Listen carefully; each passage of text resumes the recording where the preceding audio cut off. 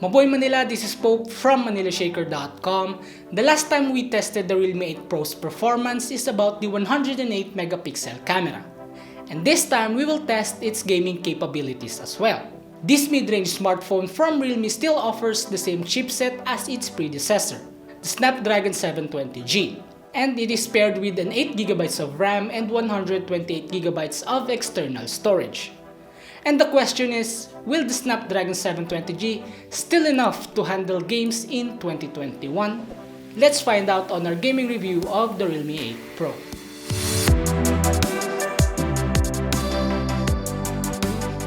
Let's run some quick specs of the device before we start our gaming test. It has a 6.4-inch Super AMOLED Full HD Plus display, 108 megapixel quad camera, and again the Snapdragon 720G chipset with a power-efficient process. Its GPU is Adreno 618 clocked at 750 MHz. Our review unit configuration is 8GB of RAM and 128GB of storage. It has a 4500 mAh battery that is paired with a 50W Super Dart charging for its battery. Considering the power-saving AMOLED display plus the power-efficient 8nm process, will the 4500 mAh battery last longer? We will start at 100% battery for us to also see the battery performance. First, let's begin on some benchmarks. As always, Realme smartphones comes with their own game launcher. Going down the bottom, we get to choose between low power mode, balance mode, and competition mode. We will set it to competition mode to maximize its power. So let's begin our gaming test. Our first game is Call of Duty Mobile. By default, settings are set to high graphics quality and high frame rate. Playing with its default settings, performance was great. I didn't encounter any frame drops as well and no distraction.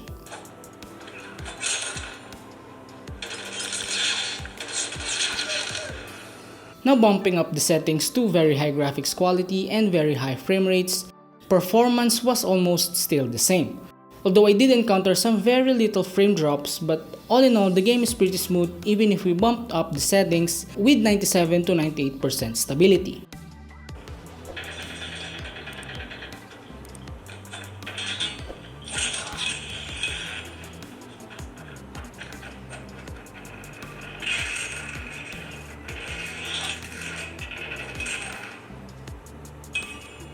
Although the device tends to get hot but not to the point that it may hurt your device.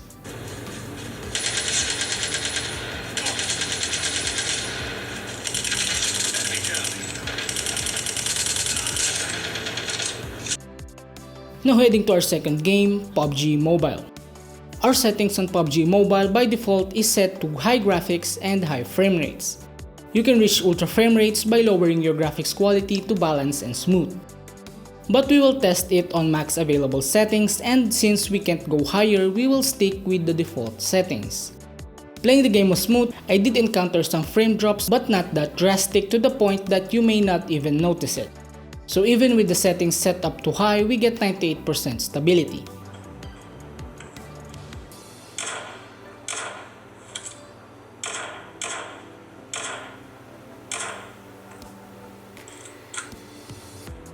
Now on to MOBA games, and started off with League of Legends Wild Rift. By default, settings are set to quality graphics settings, meaning our max frame rate is 30. But let's go to custom and bump it up. Let's put everything to max possible settings and test it out. So far the gameplay is smooth and no interruptions occurred. No frame drops and stuttering as well. Although again, just like the Call of Duty, mobile device tends to go hot. But all in all, we reached the 60 FPS mark with 99% stability.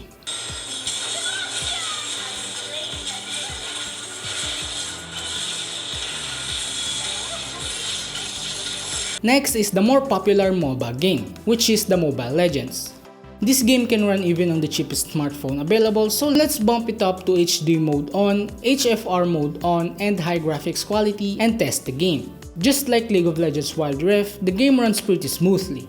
No stuttering and no frame drops occurred, and no interruptions while playing. We did hit the 60 FPS mark with the same 99% stability as Wild Rift.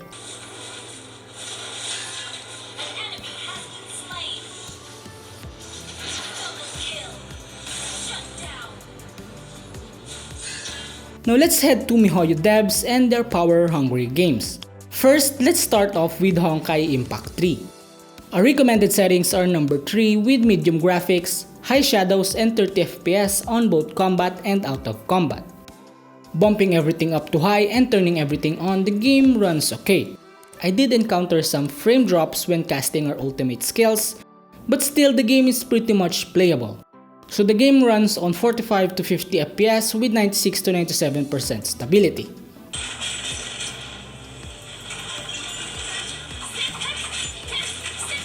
And lastly, Genshin Impact. Settings by default are set to lowest. So let's bump it up to the max settings available. Gaming with everything bumped up to max, the gameplay is not enjoyable. You get frame drops and stuttering on whatever movement you do, even with high and medium graphics quality. But setting it to lowest, the game still got some frame drops but less compared to the settings bumped up. By setting the FPS to 60, still the same results. Playing on the recommended settings, we get 24 to 30 FPS with 94 to 96% stability. And before we conclude, after 2 hours and 30 minutes of gaming, from 100% battery to 71%. So the 4500 mAh battery plus the power efficient chipset and power saving display are pretty good. It can pretty much cope up with your gaming needs every day, plus charging the device won't be a problem since it is paired with a 50 watts fast charging. Charging the Realme 8 Pro from 0 to 100% took us around 50 minutes, so charging the device if you are always on the go won't be a problem. If you are into gaming, just grab some snacks and watch some TV, and once you return, the device is pretty much charged already. So overall, the Realme 8 Pro can play those esports titles with pretty much max settings and MiHoYo graphic demanding games. Although the Realme 8 Pro did struggle a bit on Genshin Impact even with the lowest settings, still everything runs great. So the Snapdragon 720G still packs a punch on its gaming performance. So for the price of 16,990 pesos, the Realme 8 Pro offers good camera performance and high satisfaction when it comes to gaming. Plus you get an AMOLED display, 4500 mAh battery, and 50 watts fast charging. So it is really worth its price. So that is our gaming review of the Realme 8 Pro.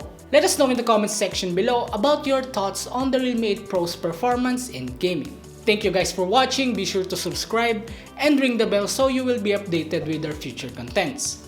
Also don't forget to visit manilashaker.com for more tech news, reviews, and comparison of our latest device. Once again, this is Pope, and mabuhay Manila!